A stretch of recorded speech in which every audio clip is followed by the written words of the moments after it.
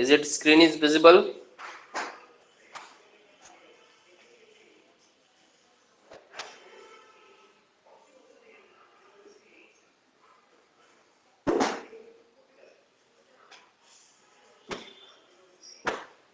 Screen is visible? Yes, sir.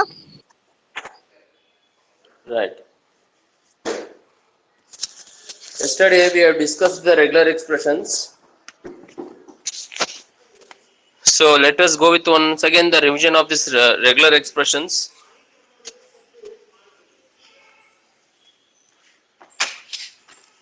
So regular expressions ಅಂತಂದ್ರೆ ನಾವು ಏನು ಹೇಳಿದ್ವಿ? So regular expressions are used to extract the required information from the given data by following patterns. ಅಂದ್ರೆ ಯಾವುದೇ ಒಂದು ಡಾಟಾನ ನೀವು receive ಮಾಡ್ಕೋಬೇಕು ಅಂತಂದ್ರೆ ಯಾವ್ದು ಸರ್ಟನ್ ಫಾರ್ಮೆಟ್ ಅಂತ ಇರುತ್ತೆ.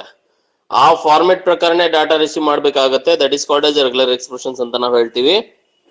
ಎಕ್ಸಾಂಪಲ್ಸ್ ಅಂತಂದ್ರೆ ನಾವು ಸಿ ಪ್ರೋಗ್ರಾಮ್ಸ್ ಅಲ್ಲಿ ಸಿ ಪ್ರೋಗ್ರಾಮ್ ಅಲ್ಲಿ ನಾವು ಪ್ರಿಂಟ್ ಎಫ್ ಸ್ಕ್ಯಾನ್ ಎಫ್ ಅಂತ ಇತ್ತು. ಅದು ಎಕ್ಸಾಕ್ಟ್ ಆಗಿ ಫಾರ್ಮೆಟ್ ಇತ್ತು. ನಮಗೆ ಔಟ್ಪುಟ್ ಹೇಗೆ ಡಿಸ್ಪ್ಲೇ ಮಾಡಬೇಕು, the output sum of two numbers equal to ಅಂದ್ರೆ ಈ ತರ ಪ್ರಿಂಟ್ ಆಗ್ಬಿಟ್ಟು ಅದಾದ ನಂತರ ವ್ಯಾಲ್ಯೂ ಪ್ರಿಂಟ್ ಆಗ್ಬೇಕು, ವ್ಯಾಲ್ಯೂ ಡಿಸ್ಪ್ಲೇ ಆಗ್ಬೇಕು ಅಂದ್ರೆ we have a certain format we have here to display the output and to read the input from the keyboard. ಅದೇ ರೀತಿಯಲ್ಲಿ ಇಲ್ಲಿ ಕೂಡ ನಿಮ್ಗೆ ಯಾವುದೇ ಒಂದು ಡಾಟಾನ ರಿಕ್ವೈರ್ಮೆಂಟ್ ಇನ್ಫಾರ್ಮೇಶನ್ ಬೇಕಿತ್ತು ಅಂದ್ರೆ we have a certain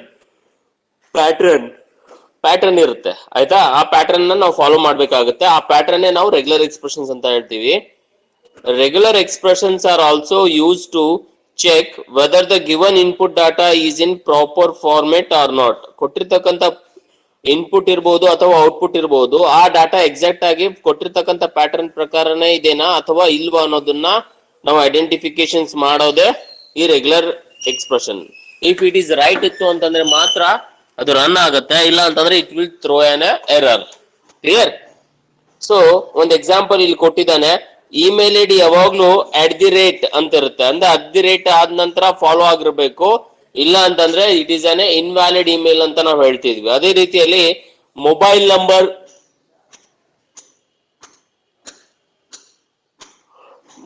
number 10 digit ಇರ್ತಾವೆ ಯಾವಾಗ್ಲೂ. ಅದನ್ನ ನೀವು 9 ಡಿಜಿಟ್ ಆಗಿ ಇನ್ಪುಟ್ ಮಾಡಿದ್ರೆ please enter 10 digit, at least 10 digit mobile number ಅಂತ ಹೇಳ್ತಿರುತ್ತೆ.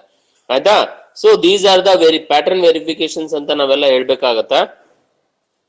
ಸೊ ಅದೇ ರೀತಿಯಲ್ಲಿ ಪಾಸ್ವರ್ಡ್ ವೆರಿಫಿಕೇಶನ್ಸ್ ಅಂತಾನು ಜಿಮೇಲ್ ಅಲ್ಲಿ ಅವೈಲಬಲ್ ಇದಾವೆ. ಪಾಸ್ವರ್ಡ್ ವೆರಿಫಿಕೇಶನ್ಸ್ ಅಂತಂದ್ರೆ ಯಾವುದೇ ನೀವು ಇನ್ಪುಟ್ ಆಗಿರ್ತಕ್ಕಂಥ password it should be A valid password. If it is invalid ಅಂತಂದ್ರೆ ಪ್ಯಾಟರ್ನ್ ಇನ್ವ್ಯಾಲಿಡ್ ಅಂತ ನಾವು ಹೇಳ್ಬೇಕಾಗುತ್ತೆ. ಅಂದ್ರೆ ಪಾಸ್ವರ್ಡ್ ಅಲ್ಲಿ capital, upper case, lower case, numbers, symbols ಎಲ್ಲ ನಾವು ಯೂಸ್ ಮಾಡಲೇಬೇಕು. ಆ ರೀತಿ ಕೊಟ್ರೆ ಮಾತ್ರ ನಿಮ್ಮ ಅಕೌಂಟ್ಸ್ ಅಥವಾ ನಿಮ್ಮ ಡಾಕ್ಯುಮೆಂಟ್ ಯಾವಾಗ್ಲೂ ಸೆಕ್ಯೂರ್ ಆಗಿರುತ್ತೆ ಅಂತ ಹೇಳ್ತೀವಿ.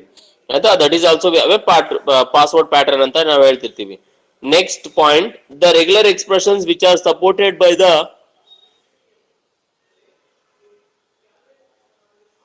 Perl language ಮತ್ತೆ ಅದೇ Python language, ಎರಡೂ ಲ್ಯಾಂಗ್ವೇಜ್ ರೆಗ್ಯುಲರ್ ಎಕ್ಸ್ಪ್ರೆಷನ್ ಸಪೋರ್ಟ್ ಆಗುತ್ತೆ ಅಂತ ಅರ್ಥ.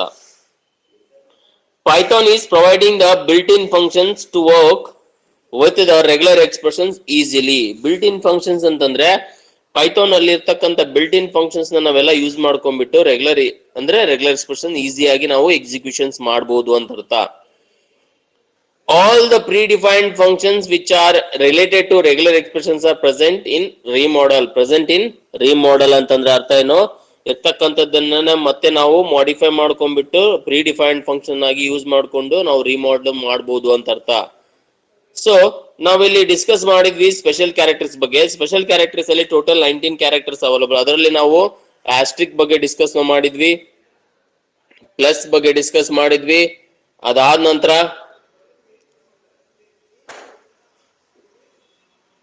ಕ್ವಶನ್ ಮಾರ್ಕ್ ಬಗ್ಗೆ ಡಿಸ್ಕಸ್ ಮಾಡಿದ್ವಿ, ಅದಾದ್ಮೇಲೆ ಪಿರಿಯಡ್ ಬಗ್ಗೆ ಡಿಸ್ಕಸ್ ಮಾಡಿದ್ವಿ, ಫುಲ್ ಸ್ಟಾಪ್ ಬಗ್ಗೆ, ಅದಾದ್ಮೇಲೆ big bracket, left and right brackets ಬಗ್ಗೆ ಯೂಸ್ ಮಾಡಿದ್ವಿ, ಅದಾದ ನಂತರ ಎಕ್ಸ್ಪೋನೆನ್ಷಿಯಲ್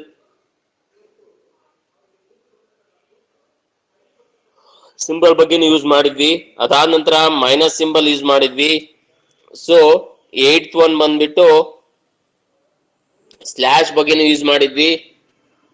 ಸೊ ಲೀಸ್ಟ್ ಬಗ್ಗೆ ಬೇಕಿತ್ತಂದ್ರೆ, ಪ್ರಿಸಿಡಿಂಗ್ ಕ್ಯಾರೆಕ್ಟರ್ ಬಗ್ಗೆ ಬೇಕಿತ್ತಂದ್ರೆ ಫ್ಲವರ್ ಬೇಸಸ್ ಕೂಡ ನಾವು ಯೂಸ್ ಮಾಡಿದ್ವಿ. ಆಯ್ತಾ? ಸೊ 9th ವರೆಗೆ ಸ್ಟಾಪ್ ಮಾಡಿದೆ. I think is it right? I stop at 9th or 8th?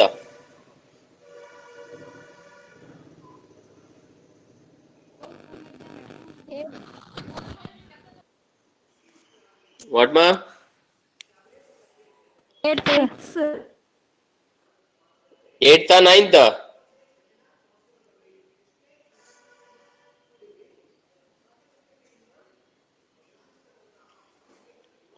Slash ಅಂತ ನಾವು ಯೂಸ್ ಮಾಡ್ತಿದ್ವಿ. Match any one string in the least. Java, ಅಡಾಪ್, Python. ಅಂದ್ರೆ ನೀವು ಸ್ಟ್ರಿಂಗ್ಸ್ ಏನಾದ್ರೂ ಡಿವೈಡ್ ಮಾಡಬೇಕು one by one after the other ಅಂತ ತಕ್ಷಣ